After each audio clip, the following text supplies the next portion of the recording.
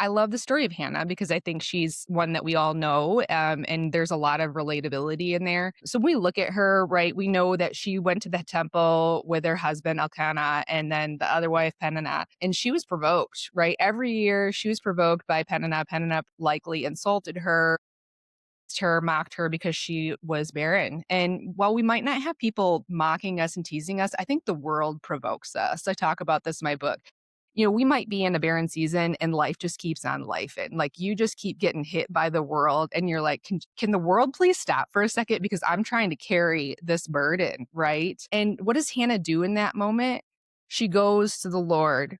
We see her go and start pouring out her soul to the Lord. And so we've got to lament. I think this is something that I myself did not do well in the beginning, but we've got to really be honest with the Lord about what we're wrestling with.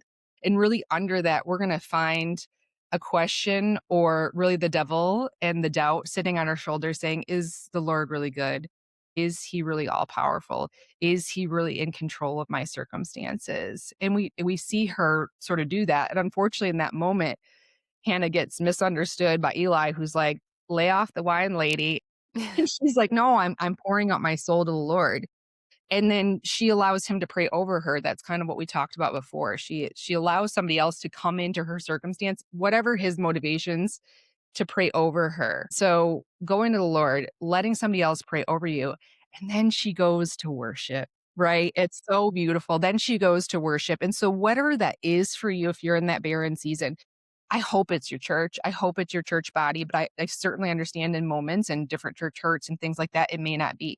Maybe it's we go to creation. Maybe it's like Abraham did, and we go out and we look at the stars and we say, what you promised in me is true and it's going to happen because I can look to the stars and I know that that's the same sky that Abraham looked at when God was making his promises for a son to Abraham. So absolutely find your place in creation. And then submit, right? We see the beauty in Hannah after she's given this great gift of a son. She gives him back to the Lord for service. And so, again, submitting our lives back under the Lord, whether we're still in that barren season or whether we've come out of it, but really looking back to see, wow, you've done this in my life. And now I give my life back into dependence to you. And so, something beautiful that I find with Hannah is she says, you, Lord, are worth to me more than 10 sons. Now here's my only son. Right. And so do bring that, right? Bring that gift back to the Lord. Don't let those barren seasons go by without looking back to say, He did that. He did that in my life.